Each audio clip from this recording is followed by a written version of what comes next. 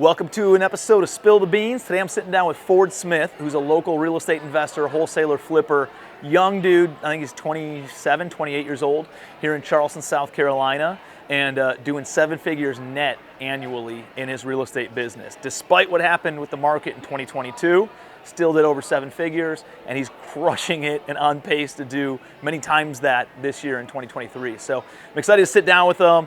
And more importantly than having a successful business, he's got an amazing lifestyle. The dude surfs, he travels around the world, goes overseas, goes to the South Pacific for months and months on end. I think he just got back from a trip from I don't even know, South Pacific somewhere, Indonesia, and was out there for 3 months and still did the volume that he's doing. So I'm excited to sit down with him and talk to him about how do you build a business around that kind of a lifestyle. Let's go sit down.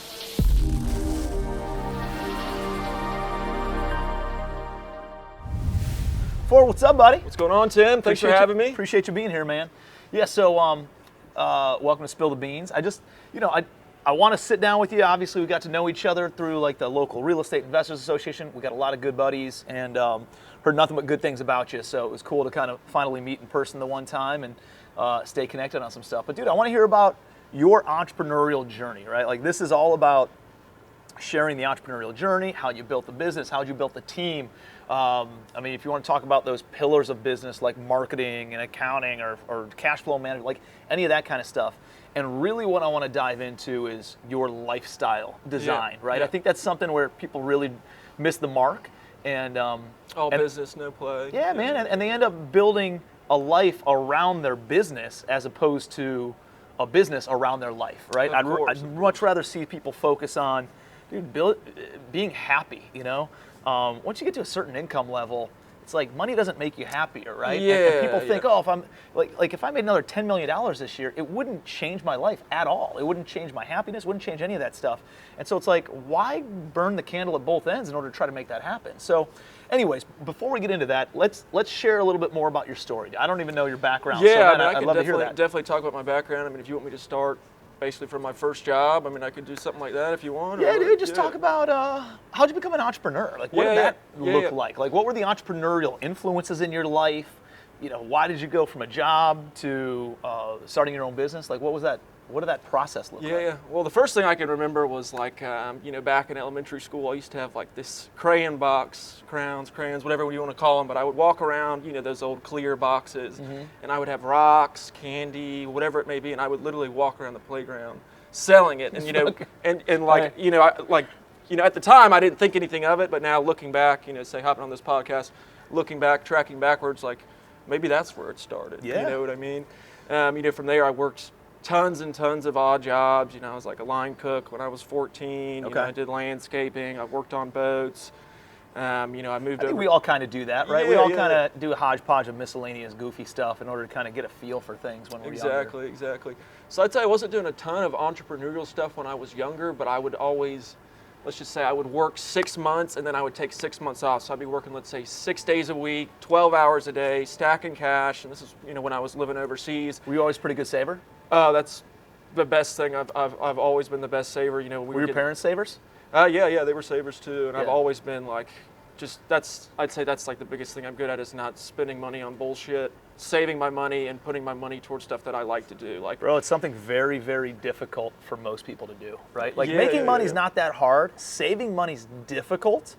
And then understanding how to multiply money and really build wealth is even more difficult. So it's 100%. You lose a lot of people in between 1 and 2 of saving your money. So what instilled the savings and talk about the psychology behind that? Yeah, I just always didn't want to be broke. I always just liked having money. I didn't ever have to want to be penny pinching, which in fact, I've always been, somewhat of a penny pincher. Yeah. And the stuff that I do splurge on is lifestyle stuff. I'll be going on a trip. I'm happy to, treat other people to trips, stuff like that. But I'm not blowing money on liabilities. It's all about assets, like you're saying. You know what I mean? It's but you were a saver before you understood the difference between assets and liabilities. Yeah, of course. I guess I just always wanted some cash, man. I never really. I've always had the same clothes and never had anything fancy. It was more just how much money can I put away, and I always like seeing it grow and grow and grow and grow and grow. I think you said 2 things. One is I didn't want to be broke, so I think that moves a lot of people because they don't want something, right? It moves Yeah, into action. exactly. And then at the same time, you like that's something that I've kind of trained my brain to understand. It's like, dude, watching the bank account and the net worth grow is far more satisfying to me than Oh, a 100%. new, the next fancy car. Exactly, brother. Like Yeah. it just the material stuff just doesn't hold. It's cool until you have it, and then you're like, oh shit, it's not that like fulfilling. if you really want it, go rent it for a day, and if you still want it and you Exactly. can buy it, 20 times over, then buy it. That's always been my thing. If I can buy it like 20 times over, I'll buy it. Yeah. You know what I mean? But I like that. But like other than that, I'm not spending money on stuff like that. You know what I Yeah. mean? Like I drove the same truck, 2005 F-150, up until this year, until Yeah. it finally crapped out, and then I bought a truck, which obviously will be a write-off for the business. Yeah. But other than that, never really spent money on much And you'll drive stuff. that into the ground for the next Of course, 10 years. Toyota. My name's Ford. My first time stepping out of the Ford brand, but it made more sense. There was a big wait, and I found one, used with a little bit of miles, and just popped on it, and so. I got a kids book series. The main character's name is Ford. Oh, really? Yeah, Yeah, it's funny. I was looking at a house yesterday, which I don't look at a lot of houses, but some of my team guys, they were out, and I went out there, and there was a little kid named Ford. He was like 3 years old, and that was the first time I'd ever met someone else named Ford. Yeah, You man. know what I mean? That's cool. So that's cool, man. So you go through the like you start making money. You're hustling as a kid. You're saving as much money as you possibly can. Not really spending that money on anything. In child, like where did it become like, okay, I want to go and start doing entrepreneurial stuff? Yeah. So I would say, You obviously had that hustle. You didn't understand it was entrepreneurship back then. Exactly. But how did it kind of like turn into, okay, oh, I'm a business owner. Oh, I'm an entrepreneur. Yeah, well, this is how it happened. So I was living overseas for about 4 years, and I would work, odd jobs, and I would save for 6 months, like I said, take 6 months off, and it got to the point where I was so tired of having to leave those places. You know what I mean? I would work for 6 months, save for 6 months, spend all my money in 6 months besides a couple grand to get to the next place, then do it all over again. So it's like you forgot you even worked when you went on these vacations. Yeah. You know what I mean? And I got to the point where I was like, next time I come, I don't want to have to leave. So I kind of set a timeline for myself. And at the time, the last job I had was working on boats. And I go, after I'm done working on these boats, I'm going to take a big trip, and then I'm going to go home, and I'm going to start something. I don't know what it is. And I remember sitting down with a buddy, and I was in Indonesia. And he was like, what are you doing with your life, man? Like, you can't do this forever. And he was like, what do you think you're going to do? And I was like, I don't know, maybe something in real estate. And he was, a little bit like skeptical. What year is this? This was, I'm like thinking about where the market was. 2016, something like this. And then, where that conversation was. And then the yacht job, I think, was 2019. And I broke my back, and I didn't get to go on that surf trip, and I had to come home. And that's kind of where the entrepreneurial journey started. I was just bored, laid up at home. I was still getting paychecks, temporary disability, because I literally could not, even move. And, I was just bored, had nothing to do. And, Why real estate? Like, what was the impetus behind that? Yeah, so my father had, he was a real estate agent. He had, Okay. I never really knew he did investing really until I kind of asked about it, but he used to go to the auctions back when there was not a ton of people at the auctions. Yeah. Like back in the day when he used to go, there was him and 3 other guys, and they would kind of trade off, buy some deals, here's some deals for you. Yep. And you didn't have to do marketing. You didn't have to do this or that. You could make a good living just buying those, you know what I mean? Yep. So when I came back into town, like I said, I was just bored. I didn't really know what to do. And I was like, do you have anything for me to do? I didn't really know what he did, you know what I mean? I just thought he was a real estate agent. And he ended up handing me like a notebook of, this is back in the notebook days, no systems, no nothing, a notebook with pre-foreclosures. And then I would go on white pages and I would look up the phone number. And he's like, if you call and you find something. The Liz Pendens list, man. Yeah, the Liz Pendens, exactly. He's like, if you call, you find something, you set the appointment, you lock it up, I'll give you a percentage on the deal. It took me about 3 weeks. I ended up finding one. Went over there, locked it up, pre-foreclosure. Guy lived out of state. Sister was living there, not paying rent. Locked it up. We ended up flipping it. I subbed out everything myself. Kind of learned the whole process. Learned how to analyze a deal, and made some money on that. I didn't get the full profit, obviously, but I got like a little piece and a little taste of like, okay, I just made X amount of money where that would have taken me, let's just say, 6 months to make in the past. And that's when it kind of clicked in my head, and I was like, okay, I can do this. How can I just do it bigger? You know what I mean? Yeah. And you're like, hey, I don't have to go trade my time for money. I can get paid based on profits as opposed to wages, and I can make 6 months worth of wages in a single profitable deal. Exactly, and that's why I always tell people, like when they're looking for jobs, it's like, don't really worry about your hourly wage, because your hourly wage doesn't really mean much. It's like try to look for something where it's like maybe, it's a low hourly wage, but you're making commission. Or like when I was a line cook, I made $8.50 an hour, but I got switched to busboy. I was making probably less than that, but I made more money because I got tips. You know what I mean? So it's like try to find something where you can, maybe you have a base hourly wage, but there's some sort of extra benefit for you, busting your ass. Performance-based, yeah. And you putting your time in, because let's just say you work 6 days a week, 12 hours a day. Yeah, you're putting it all out there and you're putting it all in, but if you're stuck on a single hourly wage, that extra effort really doesn't mean much. Yeah. You know what I'm saying? Yeah. I mean, the only other thing would be like, you're trying to do more in order to put yourself in a better position to move up the ladder and make more of an hourly wage. But if there's some sort of bonus structure or commission structure, like now the sky's the limit. Exactly. And that's what got me hooked, is just saying like, okay, I have unlimited potential. What can I do? What can I do more? And so I had done a couple more deals, and that obviously really got me hooked. Once you do your first one, I always tell the guys I hire, it's like, okay, you may not get one for a month, you may not get one for 2 months. As soon as you get one, you're going to be, hooked. And then it just snowballs and snowballs and snowballs. So yeah, I got a couple deals, and then I remember going out to an event, and I was always really skeptical on because I'd see every guru online, stuff like this, and of course you see it nowadays where everybody's selling something.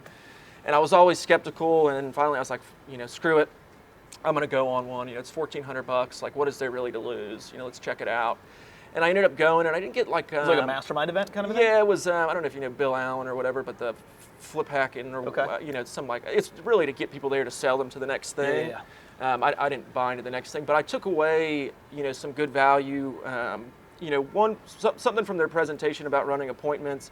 And then the other just from networking with people, which I'd say that's the biggest thing about going to events for me, is like obviously the speakers bring tons of value if you go to a solid event, but just talking to other people and learning from them. And I just sat down at lunch with a guy, and I was just like, what are you doing? And he kind of told me what he was doing. I pretty much just wrote it down, and I went back home and implemented a bunch of things, like cold callers. I was already doing direct mail at the time, and this was back when people were doing cold calling, but they weren't doing it like now after everybody started talking about it. So, I built out like a team of a bunch of VAs. And at the time, I guess this was 2019, it was just like, you would just get a disgusting amount of deals from cold callers, where now it's a little bit more saturated.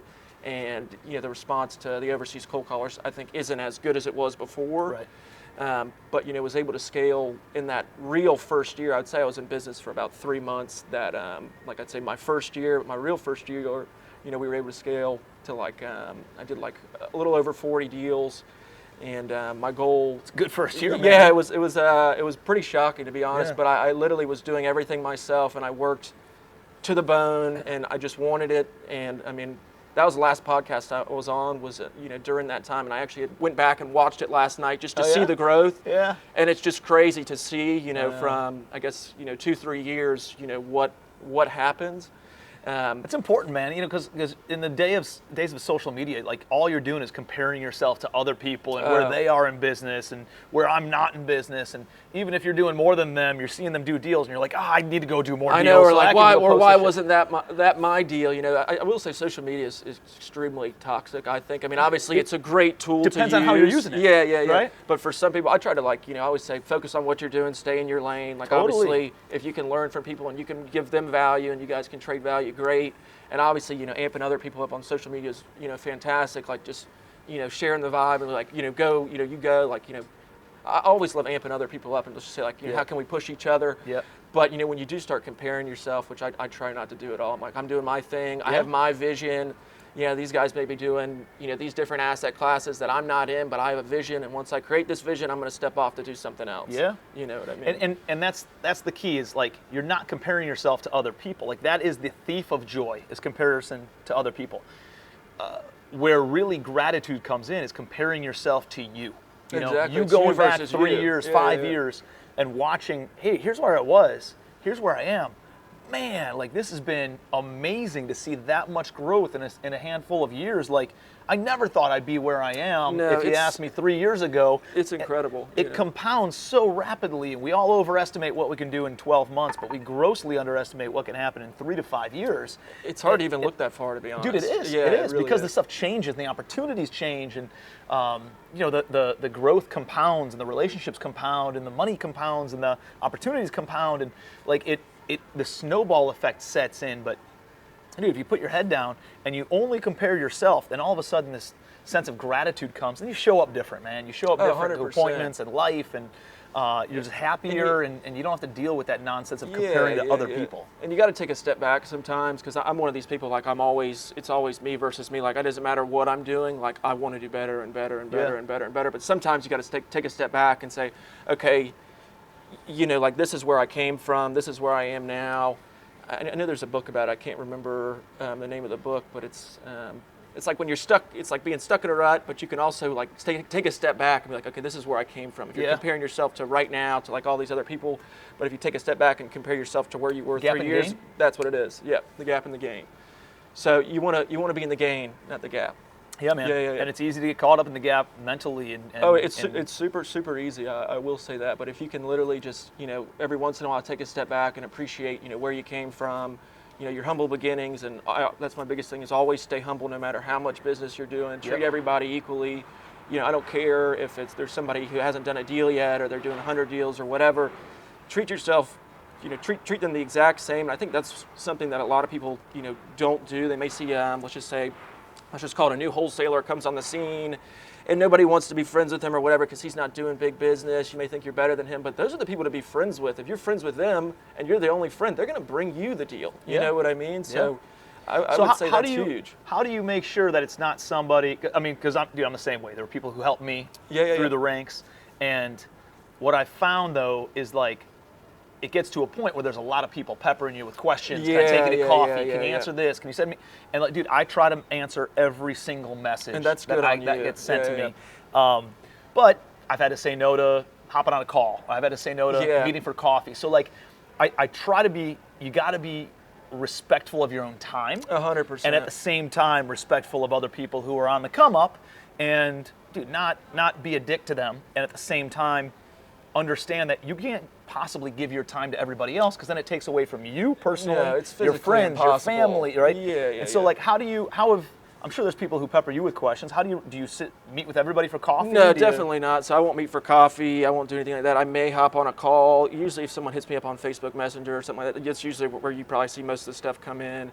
I'll shoot them a quick message back, make sure, there's, some value there. Or occasionally if someone just has a couple questions and I can see they're trying, I'll hop on a call and give them a little bit of, advice, just out of the kindness of my heart, you know what I mean? And if something comes up, great. But I will say, I'd probably say 90%, like I'm not, it's probably, you probably can only take on about 10%. Yeah. And you're not like giving one-on-one coaching, anything like that. It's just like, hop on, give a little bit of value, and then if something comes around and they can bring value back, great. But if it's a constant give me, you're going to get cut off. Yeah. You know what I mean? I think it's a lot of the same questions that I typically get. It's either like, how'd you get into this, or how did you scale into multifamily, or how did you build it to team, or how did you find deals, how do you fund deals, how do you raise private money? Like, well, that's why I just say sign up for my mastermind and learn, brother. Yeah, I mean, And so what I typically do is like, I have YouTube videos on all those things. So dude, here's the link to the YouTube video, here's the link to this, check that out. If you'll go watch that video and then come back to me, instead of only coming to me because I'm the, it's like water, right? It's going to take the path of least resistance. Exactly. If you show me that there's some sort of a commitment, then guess what? I'll keep on going back and forth with you after you watch that video and you still have questions, then come to me. It's just, there's a lot of people who aren't willing to take that step. Yeah, it's like, do your research first, and then if you still have a question and, it's convenient for both of us, maybe we can hop on a call. You know what I'm saying? Yeah, man. I think that's how it works. Yeah, it's like, I think about it like, I don't know, the homeless person at the end of the freeway, at the freeway exit. And they're like, please give me money.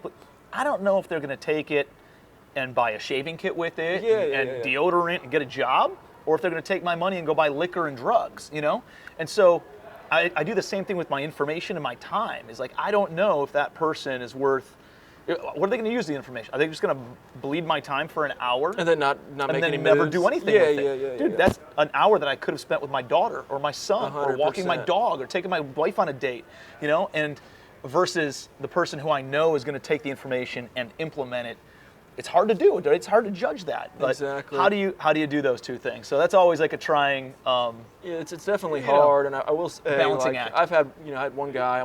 I started, and actually I didn't even know I signed up for it. I somehow signed up for like a Facebook mentorship thing a couple years back. I don't know how I did it, but I had a guy out of Ohio that just kept hitting me up, and I finally just said, okay, this is X amount of money. If you want to do it, great.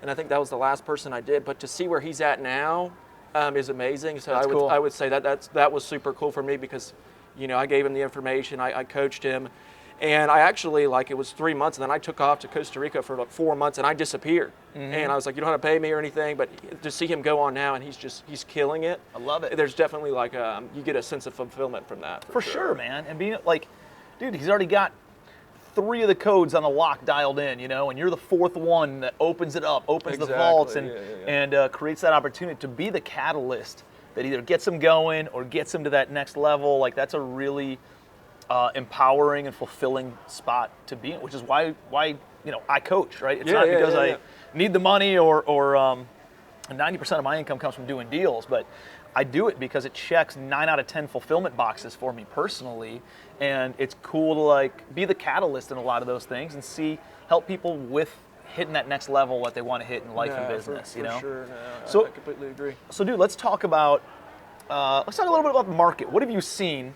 Right, you got started in 2016. There was 3-4 years of pretty steady growth and everything in the market. Everything was pretty standard, and then obviously COVID hits. Shitstorm happens, hottest market we've ever seen over the past 2 years, and then things have really slowed down for a lot of people. And then I know other wholesalers and flippers and investors who are having still some of the best deals months that they've ever had. Yeah, so I actually got started. Because it kind of trimmed the fat. It kind of got rid of 100%. And some people fell off. Industry. Some people got their pants are down.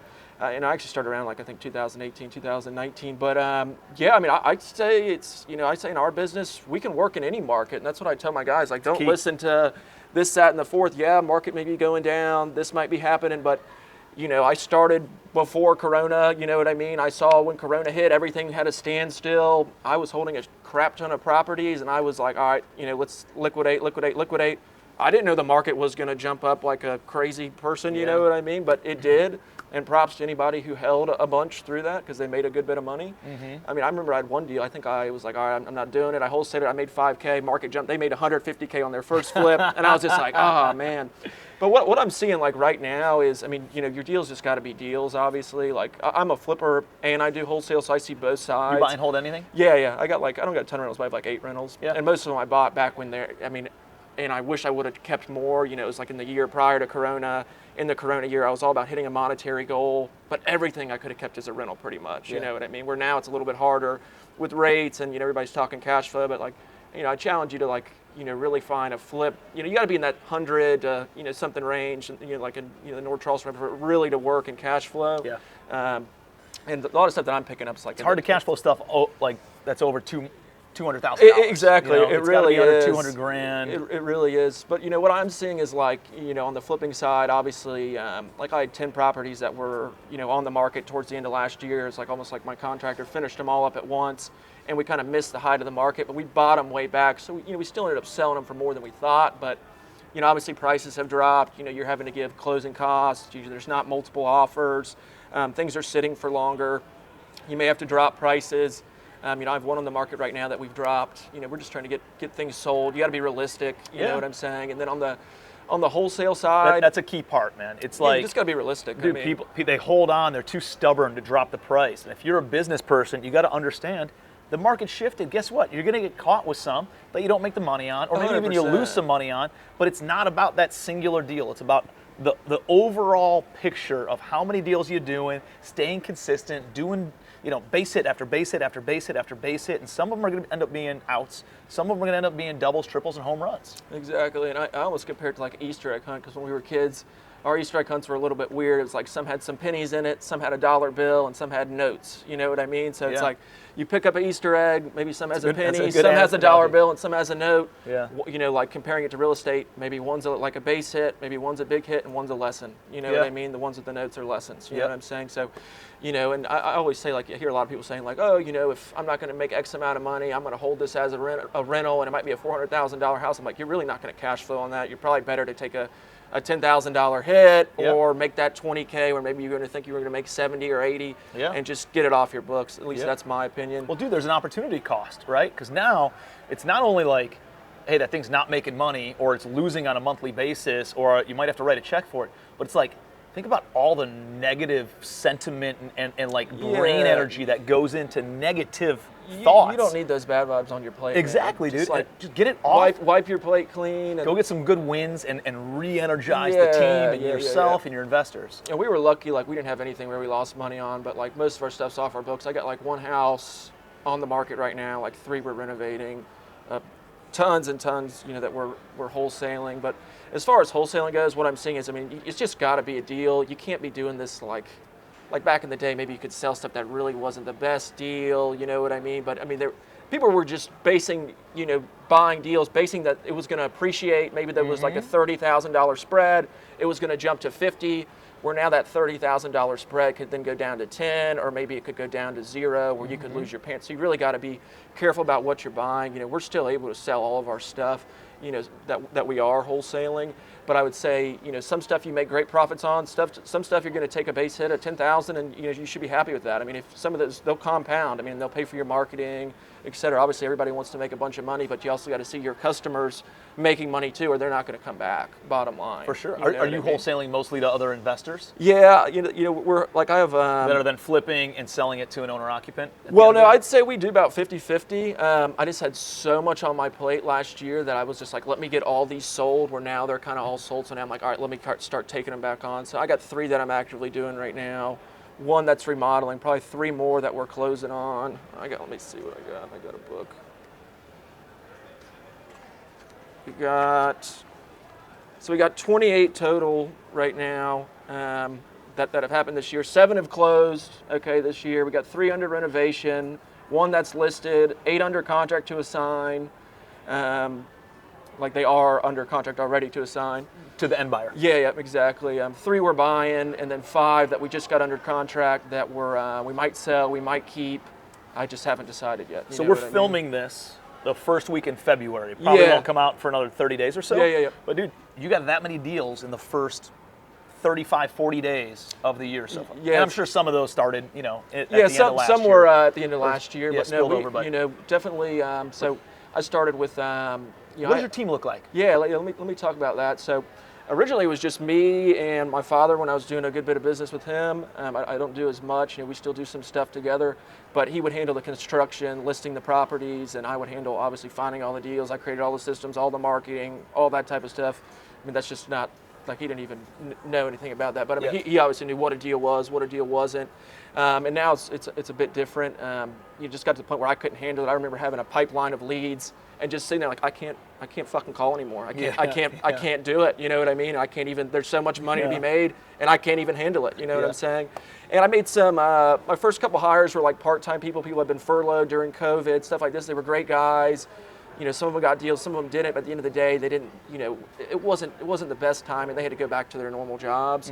I finally made a great hire earlier last year. And this guy's just completely crushed it. And at some points after you hire people, you're like, I don't even want to hire anymore because nobody's worked out. And finally, as I got back out there, I hired somebody.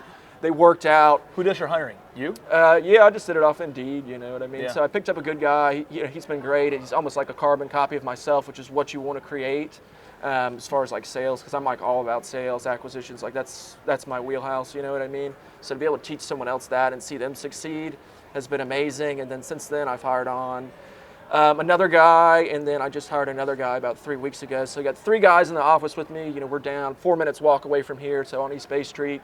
And then in each of the markets that we're in, we got guys on the ground. So 3 guys on the ground that do acquisitions as well. So I'm all about doing things virtual, but when it comes down to it, somebody's virtual.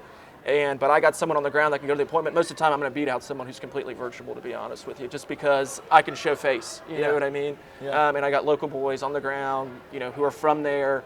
And you're in 3 markets? We pretty much stretch. So like obviously all of Charleston, the surrounding areas, down in Georgia. We do stuff in like the other part of the low country, like if you're stretching into like, let's just call it the Beaufort area. Yeah, Beaufort. And we do some stuff. So would you consider that the same market as Charleston or a different market? I have like, the guy who handles Charleston handles that. Got it. Yeah, and then I do the upstate. So I have a guy, let's just call it. Greenville area? Yeah, you call it that area. So I have a guy who does that, a guy who does the Georgia, and then a guy who does the Charleston / Is it coastal Georgia or like rural central Georgia? Like coastal Georgia. Okay. Yeah. Savannah, Brunswick. Yeah, somewhere around there. Yeah. So still called the Low Country technically, you know what I mean? So, you know, those 3 markets, so I have like 3 different acquisitions guys in office on those By the markets. way, if you come across multifamily in any of those areas, Yeah, I buy in all those areas. So no, I can definitely pull some data. And yeah, dude, chuck if you ever some come stuff across out there. stuff or anything commercial, triple net lease. I'm looking for triple net myself. Yeah. But like apartments and stuff, I'm not. You know, I was like, if I'm gonna do apartment, I want to start with like a 16 unit. Anything you're not buying, man? Yeah, send I it over. definitely can chuck it your way. We'll take a serious look at it. And we always have tons of stuff. So if anybody's looking for a flip or something like that, it just gets to the point where, you know, we can't handle it all. We gotta offload some. I mean, bottom line, if you got 3 acquisitions guys hit him up going on social. hard, Jump on his buyer's list. yeah, hop on. You know, we like working with repeat buyers, but once you buy one, you know, create a relationship. You know, we do a lot of our stuff not necessarily off our buyers list, but if you text me, you're looking for something. I mean, and I know you're going to get something. You know what I mean? But having those 3 guys in those 3 markets, and then having guys on the ground, and then obviously we have, you know, like our lawyer, and then our, you know, contractor, and then I have like, you know, like 8 or 9 virtual employees. So that's kind of what the team looks like. Yeah, I love it, man. No, I mean it's substantial. It's big. I mean, you guys are doing some serious numbers on that front. Let's kind of shift gears. Yeah. Having that team in place has allowed you to then scale that lifestyle, right? Like Yeah. That now you have the consistent income over time, regardless of you having to go to work for 6 months and then take 6 months off and go through the cyclical stages of that. But instead, you can make steady income all the time. You can go travel. I know you just came back from a substantial trip. Yeah, I was in Indonesia for 3 months. I guess it was earlier last year. So I love to travel, you know, from like 19 to 23. I lived overseas, worked overseas, and like that was that 6 months off stage. And yeah, with the team, you know, I always used to say it's not how much, like before the team, it's like it's not how much the trip's going to cost, it's how much I'm going to lose going on the trip. You know what I mean? Where now it's like, you know, the team's in place, I can still make a good income and, you know, not have to really worry about it. You know, but when I'm in town, like in Charleston in particular, like I'm gonna be in the office with my guys. I mean, I actually love it. You know what I mean? I mean, I'm there like just handling, you know, like lawyers, stuff like this. You know, if they're having trouble on a sales call, maybe I'll pop on and, you know, be like and that's huge with sales, is having that outer voice. Like if there's, you know, some struggling, the boss comes in and goes, listen, this is how it's got to be, or to get that reduction or whatever it may be. And but you know, having that team in place like allows you just to have really ultimate freedom. And I at the very least, I take 4 to 5 months off a year. You know, at the very least. I mean, that was my whole thing about creating a business. Is at first it was like I want to take 6 months. I was like 6 months on, 6 months off, and then right now I'm at like a 4 or 5 month stage. I mean, I could take the whole year off if I wanted to, but I mean, I like being here, and I have a vision. The vision's not complete yet. You know, we were in a smaller office. We've moved to a bigger office. There will be one more office, and I have my little office inside that. Once someone steps inside that place, that's when I'm out. You know what I mean? So how does that conversation look with your team? Do they see you on vacation, not working for 4 or 5 months a year and being like, oh, the boss is on vacation again, not doing anything? Like, is there any negative sentiment around that? Like, how do you, I'm sure there's people watching this who are like, well, you know, my team wouldn't want to work if they see me on vacation all the time or this or that. Yeah. So I'd say the first time that I went on vacation, it wasn't necessarily that I only had like one guy like on the team at the time, and it wasn't necessarily that he didn't want to work. It's just that I threw him into the fire. I go, you got everything now. And at the time, he was 3 months in, he wasn't ready. You know what I mean? Where now everybody's beyond ready. And I've told them from the start, I go, I'm looking for someone to replace me, and I can't tell you which one of you guys it's going to be, but you know, this is what you're getting paid now. This is your commission. Show me what you can do. There's no cap on what you can make. There's no cap on anything. Show me what you can do. I'm looking for someone to replace me. So I think that negative sentiment goes away when you know, I can show the boss what I can do. Do you know what I mean? I can show him that we can still make this much money while he's gone. And, you know, my guys take vacations as well. I'm happy for them to take vacations. You know what I mean? Not 3-4 months, but they want to go on a week vacation. They call me on Wednesday, hey, I'm going up snowboarding for a couple days. Go do it. As long as you can handle your shit, make money, I don't care what you do. Yeah, I mean, that's it. So it's like, I don't think there's really any negative sentiment. They know I've worked my ass off. They know, like, I'm the first one in the office every day and the last one to leave when I'm there. So when I'm gone, there shouldn't be any bad vibes about it. You know what I'm saying? Yeah. And are you still accessible when you're on your trips? Yeah, it's a little bit harder in when I go to Indonesia, because it's a complete opposite time zone. But it'll be like I'm hopping on a call with them at 8 a.m. or I'm waking up at 5:30 to go surf. We could hop on a call if needed. So I'm definitely still accessible. If I'm in Central America, I'm way more accessible. Like for instance, like my buddy Brian Sigmund, he lives in Mexico. he could still do anything he wants. It's basically the same time zone. Yeah. Indonesia, where that's like my home, it's a little bit harder, but you can still, the service is great. There's Wi-Fi. I can be in the middle of the jungle. Most of the time there's 4G at least. Really? You know what I mean? So I can definitely stay in contact as needed. Well, I think it creates autonomy on your team's part of them being able to go and make decisions now without you being needed. Yeah, exactly. And the stuff that they send you isn't the urgent noise that bogs you down usually on a day-to-day basis by being accessible. It's the actual important shit that you want to be. Well, exactly. It's like, and hey, so they send you the email. You're like, hey, I'm going to get to it. I'm accessible every 2 days, right? Exactly. And just like progress updates, like last time I was on vacation or whatever, my guy would send me he'd just send me a big old Word document like these are the hottest things that we got going on. These are the things that we're doing. This is what's closing. He's talking with attorneys, all that, and like I can just kind of lay back and I'm not gonna say collect, but I can relax and do my thing and enjoy my vacation, because that's the whole thing is like when I'm on vacation, I'm there to enjoy. If you're getting blown up by work every single day, you're not gonna be able to enjoy. You know what I'm saying? And I think that's the biggest thing, like you're saying, is to build your business to with your lifestyle. I mean, that's my lifestyle. It's like I'm not worried about being worth $100 million. Would that be great? Sure. And if it gets to that point, that's amazing. But I'm more about time freedom, you know what I mean? I would rather make a little bit less money, give some more money to the guys, so that I'm chilling. You know, it depends on how you define success and how you define rich or wealth, right? Time freedom to me is far more important than monetary increases, right? 100%. Dude, once you get to a certain income level, it doesn't friggin' matter. You're not changing your lifestyle if you make $1 million a year and you go to $2 million a year, or even $10 million a year. You might get a jet or something, but that's the only difference. And there's not really, you can already live wherever the hell you want. You can already travel whenever you want. You can buy a first class ticket whenever you want. A lot of that stuff doesn't change. But you got additional work, you got additional responsibility, you got all this other stuff. 100%. Where it's dude, I think you're wealthier if you got the time freedom and the lifestyle, and you're doing the things that you want to be doing with the people that you want to do it with, whenever the hell you want to do it. That's my biggest thing, and I can do that, and it's amazing. This last trip I took, I booked it 24 hours before going, and I always do that. I never plan anything. It's okay, I feel like I'm ready to go now. Book a one-way ticket. I'll stay for as long as I want, and then I'll book a one-way ticket back. That's just how I do it. That's, I've never been a big planner. Obviously business, I plan, but when it comes to trips, it's when I'm ready to go, I'm ready to go. Yeah. Obviously I have a certain time frame in my head, but I'm not booking 4 months in advance or anything like that. It's okay, swell looks good, we're going, you know what I mean? And and we're gonna go, and then if I book it for 3 months or whatever, and I'm not ready to go home yet, I'm gonna stay an extra month as long as everything's going good. You know what I mean? I love it, man.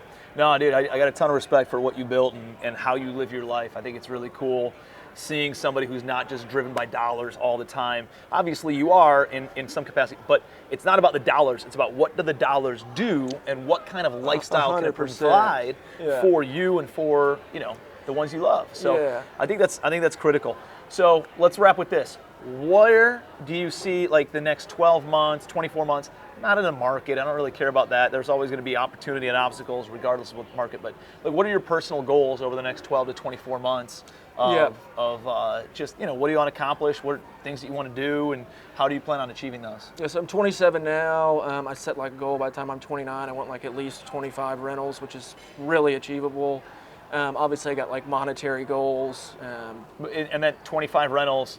Why? Is that because... I just put a random number on it, to be honest. A random number? It's not about dialing it back. Hey, 25 rentals should create this much principal pay down, cash flow, it was just I got 8 now. I was it should be really achievable to get to 25, and if I'll probably 100 by the end of this year. Well, I was going to say I could easily go way over that. I'm just saying, I set it. Every goal that I set, I usually way surpass it. You know what I mean? When I was younger, I had a monetary goal.